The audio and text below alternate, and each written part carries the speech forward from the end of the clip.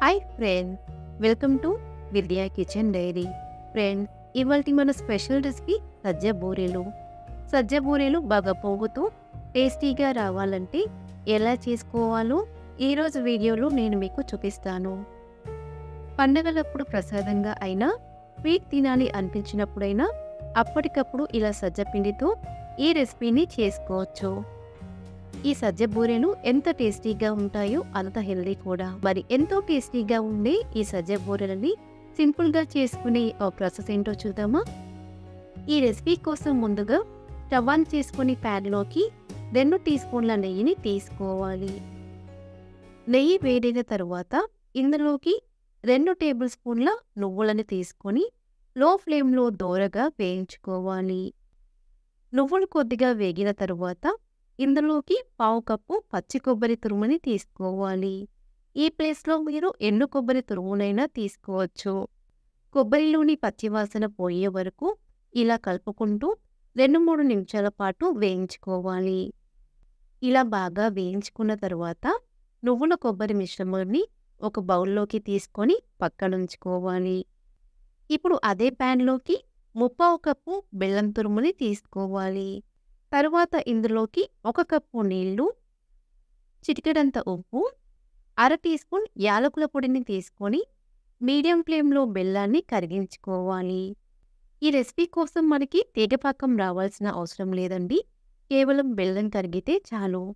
బెల్లం పూర్తిగా కరిగిపోయిన తరువాత ఇందులోకి 2 కప్పుల సజ్జపిండిని తీసుకోవాలి. ఇప్పుడు స్టవ్ ఆఫ్ చేసుకొని పిండి మొత్తం బెల్లం నీళ్ళలో కలిసిపోయే విధంగా బాగా కలుపుకోవాలి. ఇలా కలుపుకునేటప్పుడే ఇందులోకి కొబ్బరి నువ్వుల మిశ్రమాన్ని కూడా తీసుకొని పిండిలో ఎక్కడ ఉండలు లేకుండా ఇలా స్పూన్తో బాగా కలుపుకోవాలి. ఇలా బాగా కలుపుకున్న తర్వాత ఈ పిండిని మరొక బౌల్లోకి తీసుకొని కాసేపు చల్లారనివ్వాలి. చేతితో తాకగలిగేంత వేడిగా ఉన్నప్పుడు ఇలా బాగా ప్రెస్ చేసుకుంటూ ఎక్కడ పగులు లేకుండా పిండిని బాగా కలుపుకోవాలి. పిండిని ఎంత బాగా కలుపుకుంటే బూరెలు అంత బాగా పొంగుతాయి. ఇలా కలుపుకునేటప్పుడు పిండి కొంచెం గట్టిగా అనిపిస్తే కొద్దిగా వాటర్ని చల్లుకొని పిండిని కలుపుకోవాలి. అలా కాకుండా పిండి కొంచెం స్టిక్కీగా అనిపిస్తే కొద్దిగా బియ్యం పిండిని కానీ లేదా సజ్జ పిండిని కానీ కలుపుకోవాలి. ఈ బూరెల కోసం పిండి కన్సిస్టెన్సీ మరీ గట్టిగా కాకుండా సాఫ్ట్గా ఉండాలి. పిండిని ఇలా సాఫ్ట్గా కలుపుకున్న తరువాత కొద్ది కొద్దిగా పిండిని ఇలా చేతిలోకి తీసుకుంటూ ఉండలా చేసుకోవాలి.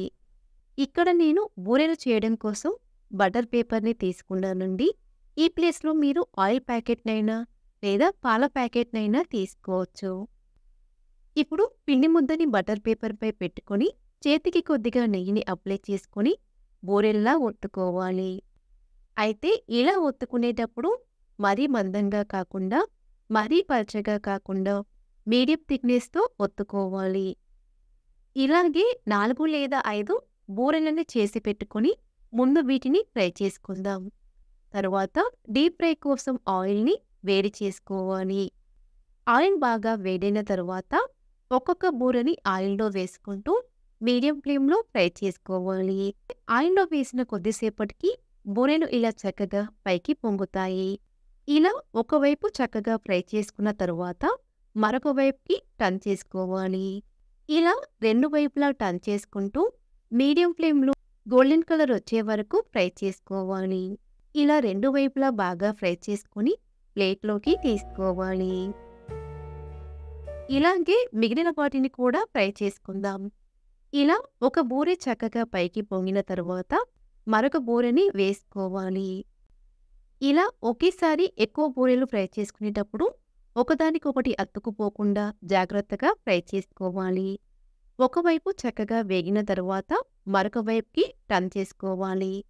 ఇలా ఫ్రై చేసుకున్న వాటిని చేసుకున్నట్టుగా బయటికి తీసుకోవాలి. ఇలాగే పిండి మొత్తాన్ని బూరెల్లా ఫ్రై చేసుకుని తీసుకుంటే ఎంతో టేస్టీగా ఉండే సజ్జ బూరెలు రెడీ.